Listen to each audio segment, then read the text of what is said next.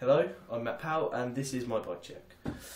Right here I have some tie-high handlebars with some Skyway lock-on grips. Quite good for grip.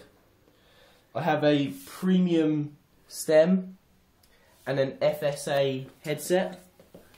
Right there. I have a stock frame, it's pretty light, with some removable brake mounts and some Harrow pedals and nice cassette right there. It's quite loud.